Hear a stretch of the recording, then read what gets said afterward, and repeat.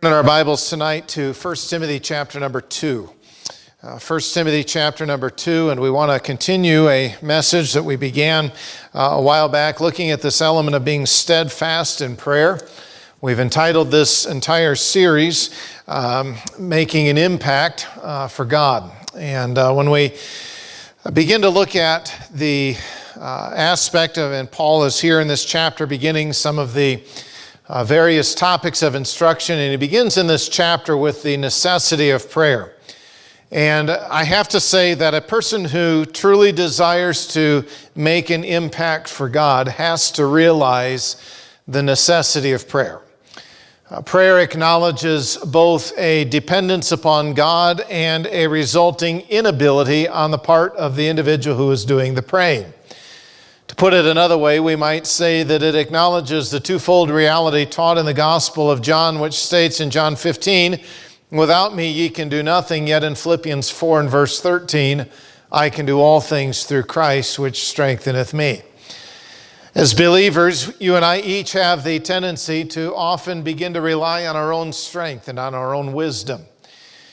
We begin to make decisions based on what we feel might be the best case scenario in a given situation, and oftentimes I believe we make some very tragic decisions.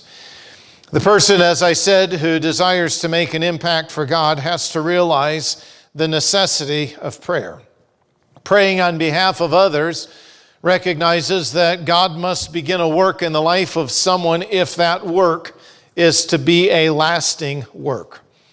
Because of the impact of prayer, believers have to commit themselves to a life of prayer. And interestingly, it is to this pivotal element of the Christian life that Paul directs our attention to first. We saw already, and we'll just simply read some of the verses, and then I'll go back and pick up some of this today. But it begins in verse number 1, where the Bible says, "I exhort therefore that first of all, supplications, prayers, intercessions, and giving of thanks be made for all men, for kings and for all that are in authority, that we may lead a quiet and peaceable life in all godliness and honesty. For this is good and acceptable in the sight of God our Savior, who will have all men to be saved and to come unto the knowledge of the truth.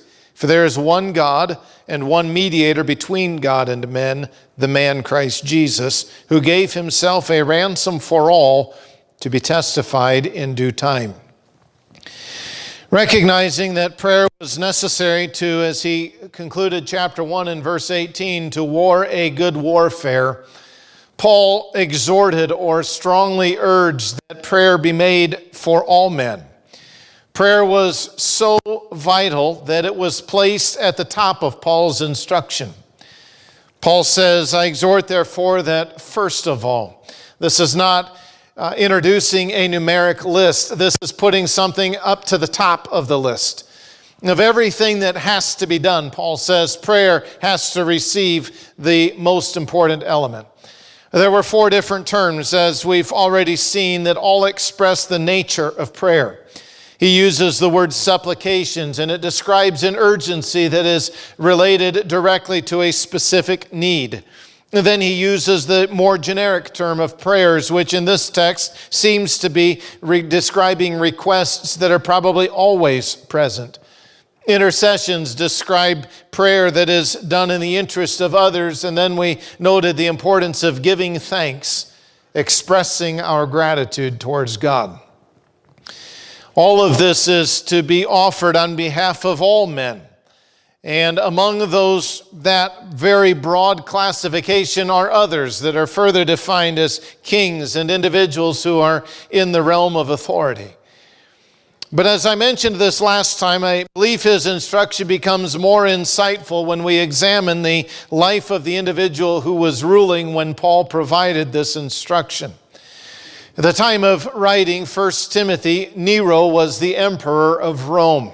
We certainly do not have time to go into all of the details of his life, but he was a very wicked and very corrupt ruler.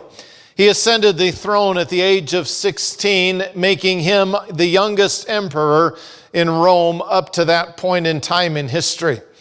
In fact, it wasn't until about 100 and roughly 50 years later that someone younger than he actually ascended the throne. It is said that his mother largely attempted to rule through her son. But Nero's relationship with his mother continued to deteriorate to the point that in AD 59, about 5 years after he ascended the throne, he arranged a shipwreck to kill her. Interestingly, she survived the wreck, swam ashore to be executed by someone whom he had set free. Of course, we would not want her death to be reported as a murder, and so it was instead reported as a suicide. After his mother's death, history validates that his conduct worsened significantly. It is said that Nero lost all sense of right and wrong and listened to flattery with total credulity. Whatever someone said about him, he just simply accepted it. His promises to eliminate the ills of the previous regime and to eliminate the corruption of court favorites and freedmen.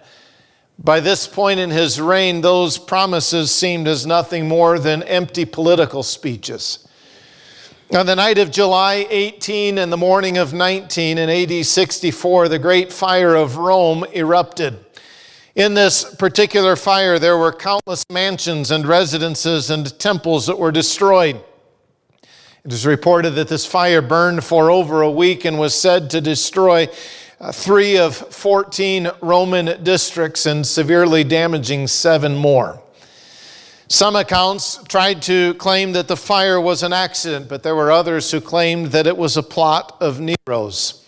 Some remain unsure, and many, however, seem to regard Nero as responsible for setting the fire so that he could build his golden house, the size of which is debated, being anywhere from 100 to 300 acres.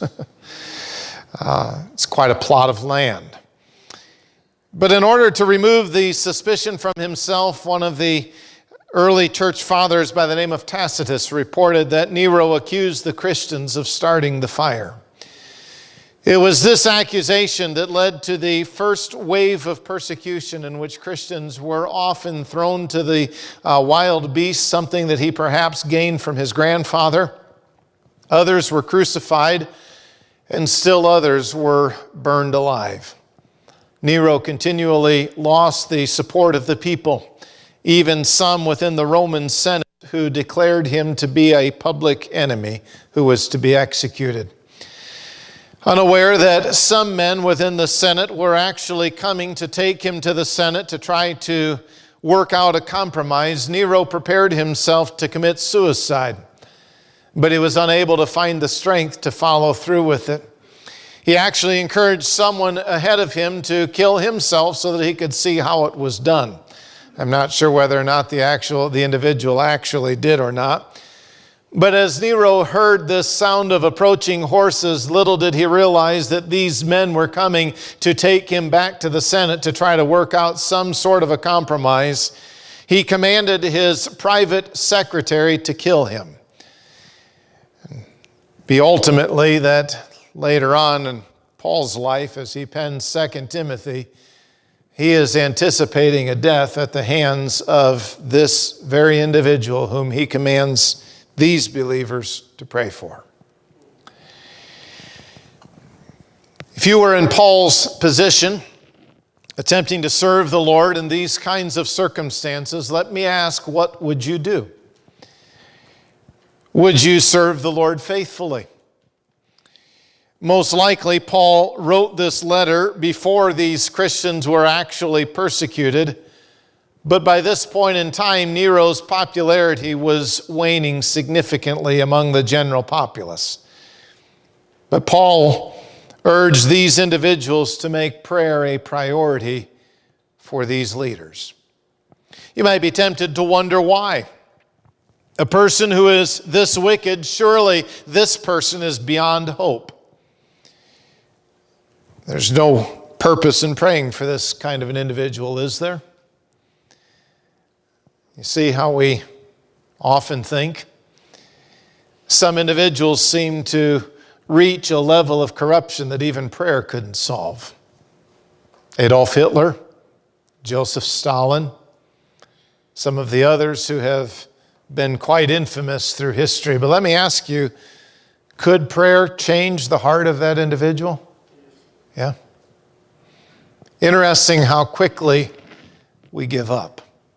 So that would lead me to another question. Why do we give up so quickly? I would suggest probably because we do not understand, as I want to begin tonight's message, with the value of prayer. What is the value? Why do we pray? Why do we pray for all men, including some very pagan rulers? Well, he gives us the explanation for us in these verses 3 through 6. The first thing that I want you to note is this: we pray because it is commendable. Paul says in verse number 4 of chapter 2, "This is good and acceptable in the sight of God our Savior, who will have all men to be saved." This is something that is good. The word good is a word that suggests this kind of action is noble. This kind of action is praiseworthy. We might come along and use, as I've chosen in the outline, to suggest that this kind of prayer for these kinds of individuals is in fact commendable. It is a good thing to pray for all people, regardless of what we might perceive them to be and regardless of how they might even treat us. We pray for all people. Why? Because it is a good and noble thing to do. But let me ask this: will everybody view praying for some people as being good? No. You've maybe even had Christians tell you that praying for so-and-so is a waste of time. You ever heard something similar? In whose sight is it good? It is good, according to the end of the verse, in the sight of God our Savior. Some may ridicule the concept. Some may suggest instead of praying, we should make our voice be heard. We should protest. Maybe we should even in some way revolt. I'm not going to say there are not times for a peaceful protest, but let me say you have a much greater resource available 24 hours a day, 7 days a week, and that is the resource of prayer. Amen. Our resolve to pray is not to be measured in what man approves. It is good in the sight of God, our Savior. That phrase suggests in God's judgment or in God's opinion. God's opinion is that prayer for all people, including kings and those in authority, is good. Man may ridicule it as pointless and outdated. But if you want to war a good warfare and make the impact that God intends, you'll have to adopt the necessity of praying for all, including the leaders. Why? Because it is good in God's sight. Suffice it to say, there's tremendous political tension now among people. Quite an ironic message to find myself teaching, even on nights such as this, when all sorts of disagreements about policies and so forth are to be there. And if you ask 2 people, you'll get 5 opinions. But our greatest resource is prayer. Can I ask you, child of God, how much time are you praying for our leaders? It's very easy to criticize. It takes a godly man to pray. It is commendable. Secondly, it is pleasing. He says that this is good and acceptable. The word suggests that it is welcome. It is something that is pleasing to God. Prayer is pleasing in God's sight. God is pleased, we know from other passages of Scripture, when His children pray with a proper motive as they ought. We are not to pray hypocritically. We are not to pray selfishly. These describe our motives. But God is also pleased with the content of our prayer. And part of the content of our prayer needs to be this particular matter right here. God is pleased when we pray accordingly. Since God is pleased when His children pray properly, it is equally true that God is not pleased when his children do not pray as they ought. And here we discover another aspect of prayer that pleases God, and we could chase this throughout Scripture. This aspect of prayer for all individuals, including rulers, pleases God. This is the content of prayer. So we ask then the question, are you praying in a manner that pleases God? Are you praying for requests? Does the content of your prayer please God? It's very easy for us to look at prayer from a very selfish perspective and look at all of the things that we need and all of these things, and that becomes our focus. And there's a much broader perspective that we need to adopt with prayer. The third thing that I want to spend the bulk of our time on tonight is, and I've just chosen one word to describe it, prayer is aligning. And by that I mean that prayer is going to align our desires with God's desires. We're to pray for all men because this is good and this is acceptable in the sight of God, our Savior, who will have all men to be saved and to come unto the knowledge of the truth.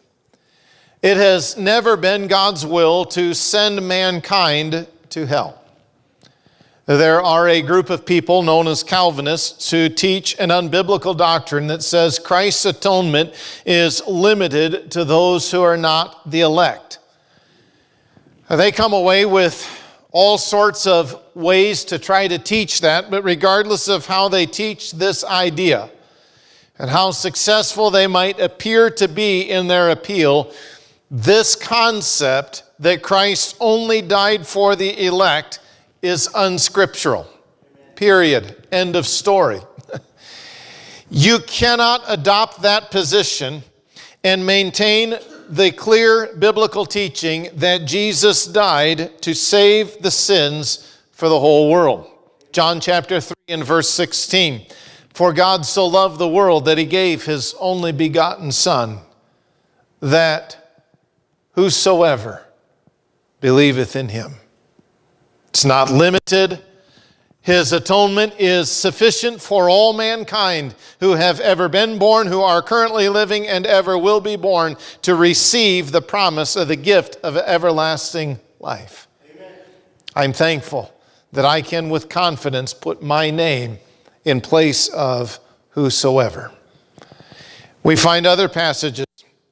Paul wrote in Romans chapter 5 and verse 6, for when we were yet without strength in due time, Christ died for whom? The ungodly. John wrote in 1 John chapter 2 that he is the propitiation for our sins, and not for ours only, but also for the sins of the whole world. Revelation chapter 22 concludes with a magnificent invitation, and the Spirit and the bride say, come.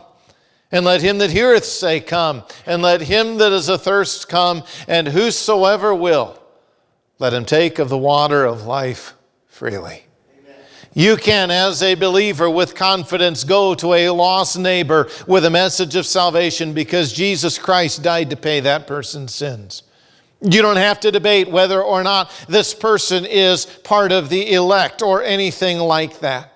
Peter wrote, the Lord is not slack concerning his promise, as some men count slackness, but is long-suffering to usward, not willing that any should perish, but that all should come to repentance. If you want to come along and teach that Jesus only died for a certain elect group of people, you have to ignore the very clear teaching of Scripture. Interestingly, the designation at the end of verse number 3, our Savior, is given to God. Often we reserve it for Jesus. But when we study the Word of God, we find that it is God who saves. All of Ephesians chapter number 1 shows the three persons of the Godhead as being responsible for salvation. They're all part of the Trinity, and so we can ask, who saves? God. Ephesians chapter 2. After describing the condition of every unsaved man, Paul writes, but God, who is rich in mercy, for his great love wherewith he loved us, even when we were dead in sins, hath quickened us together with Christ. By grace ye are saved, and hath raised us up together and made us sit together in heavenly places, that in the ages to come he might show the exceeding riches of his grace and his kindness toward us through Christ Jesus, who saves God. God is our Savior. And he is further described in verse 4 as the one who will have all men to be saved. The word will suggests this is God's desire. God desires that all men, a generic term to describe all individuals, male or female, be saved. He desires that all choose to accept the gift of salvation that he has so graciously offered, so that they might be saved, so that they might be rescued from eternal destruction. Admittedly, it is difficult for us to reconcile what seems to be in some regards contradicting truths, but the Bible equally teaches the matter of election, and the Bible also states man has a responsibility to choose. God does not force individuals to be saved. He does not drag them kicking and screaming to himself. He has created us with an ability to be able to choose. And God demands that individuals choose to place their faith in him for salvation. This is only a work that can be achieved after God the Father has already started a work in a person's heart. The fact, however, is this: there are many who choose to reject him.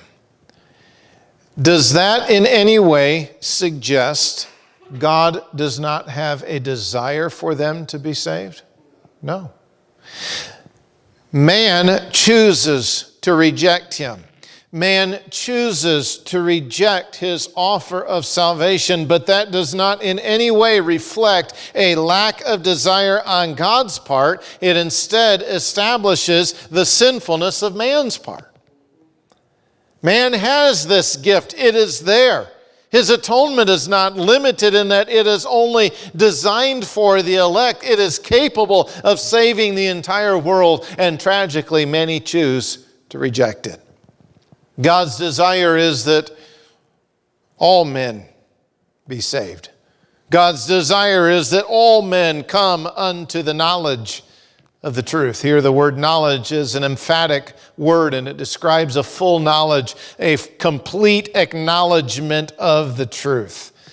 You could say it's a complete knowledge with reference to the truth. That's probably it. Could also interestingly be the complete knowledge that the truth of Christianity gives, and that likewise would be able to fit the context of it. What is the truth? It's the ultimate content of Christianity, and God desires that every person come to that knowledge of the truth of Christianity. What about Nero? Did God desire that for him? Yeah. You see how this fits into the context? We'll see it here, and I'll emphasize a little bit more, but as we begin to pray, guess where our mindset begins to go? It aligns with what God's plan is. We can look at all of the corruption in various political offices and make some very generic terms that suggest all politicians are corrupt. That's not a smart comment to make. Admittedly, there are plenty who give basis for that, but you cannot say that all of them are corrupt. There are actually some very godly individuals serving in political office, and we ought to be thankful for them. And for crying to myself, we certainly ought to be lifting them up in prayer. What a battlefield. Okay? But beyond that, we ought to, the political corruption is not going to be resolved by election. You understand that? The political corruption is taken care of by salvation. Let God change the person's heart. Humans elect corrupt humans. This is the problem. Okay? And then the nature of this suggests that salvation here is the key. God desires that all be saved. And so God provided a means for all to be saved. Aren't you glad that God didn't just sit in heaven and say, boy, I really wish that all would be saved, and not provide a means?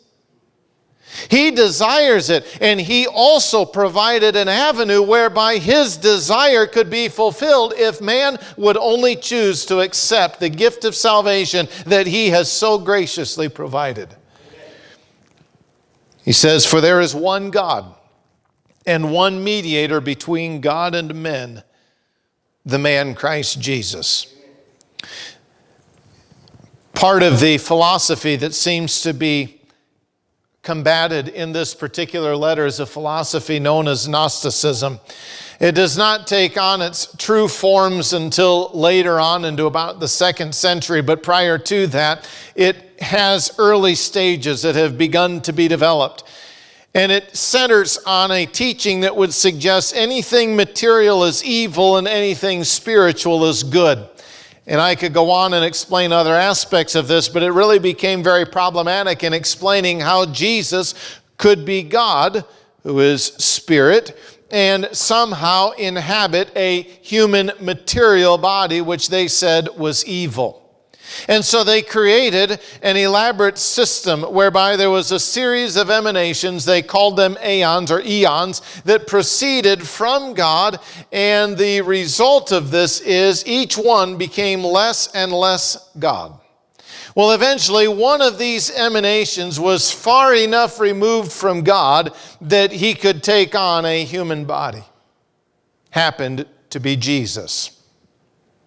Well, there's nothing in Scripture that teaches that. In fact, in Him, Colossians chapter 2, dwells all the fullness of the Godhead bodily. Amen. There's one God, and there's one mediator between God, one individual who is there to act as an arbitrator between God and mankind. There's one God. We know this all throughout Scripture. Deuteronomy 6, verse 4, every Jew knew it. Hear, O Israel, the Lord our God is one Lord. He demands exclusive worship. Exodus 20, verse 3, thou shalt have no other gods before me. Even a scribe who was unsaved at the time responded to Jesus and said, there is one God and there is none other but He. There's only one God. And there is only one arbitrator between God and mankind. And this isn't just resolving a minor disagreement. This is resolving the problem of sin and how it separates us from God. There is one person who stands between us and God, and that is the man, Christ Jesus. If you wish to get to God, you must go through Him. John chapter 14 and verse 6, I am the way, the truth, and the life. No man cometh unto the Father but by me. Amen. There's only one avenue. There's only one option. He is the man, Christ Jesus. As man, He has completely identified Himself with humanity and all of its needs. He experienced the limitations and the struggles of mankind, even though He was God. But as Christ Jesus, He is God, and He is therefore capable of resolving man's dilemma. Hebrews chapter 4, seeing then that we have a great high priest that is passed into the heavens, Jesus the Son of God, let us hold fast our profession. For we have not an high priest which cannot be touched with the feeling of our infirmities, but was in all points tempted like as we are, yet without sin. Let us therefore come boldly unto the throne of grace, that we may obtain mercy and find grace to help in need.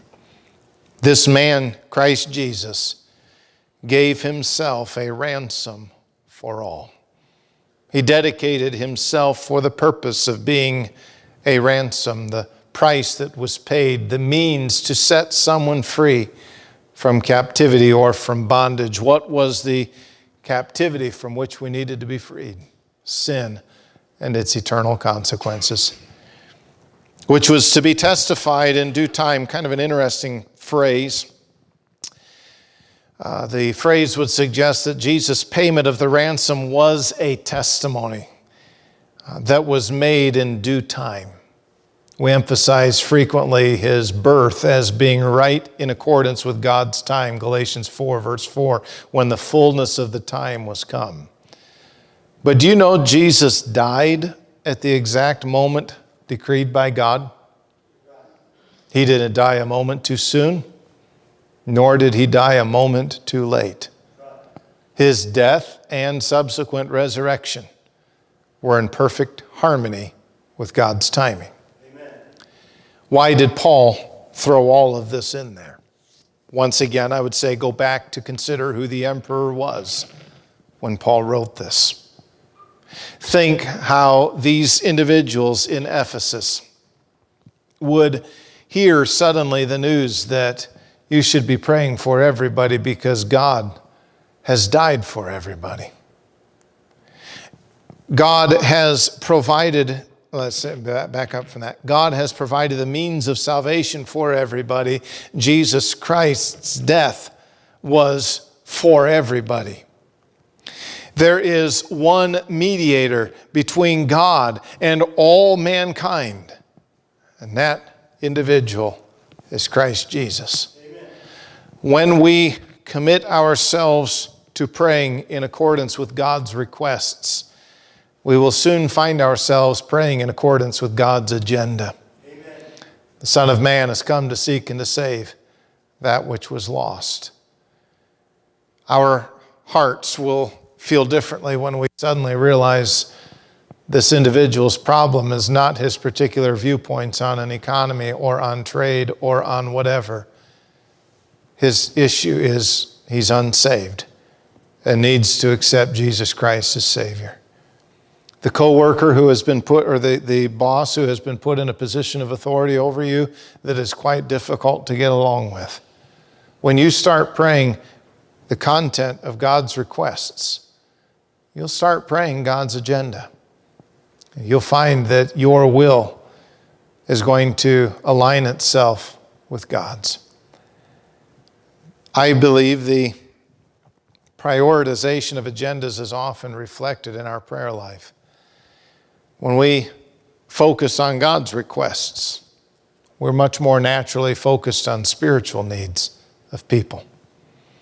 But when I focus on my requests, it's not to minimize, not to say that we can't pray for the things that are heavy in our heart. That's not at all what I'm saying. What I'm saying is we cannot limit our prayer to that. And far too often, that's what we do. Pray for all men. Why? Because God loves all. And because God provided the avenue of redemption through his Son for all mankind. Very difficult to study a passage such as this and come away and say, Jesus only died for the elect. It just doesn't fit.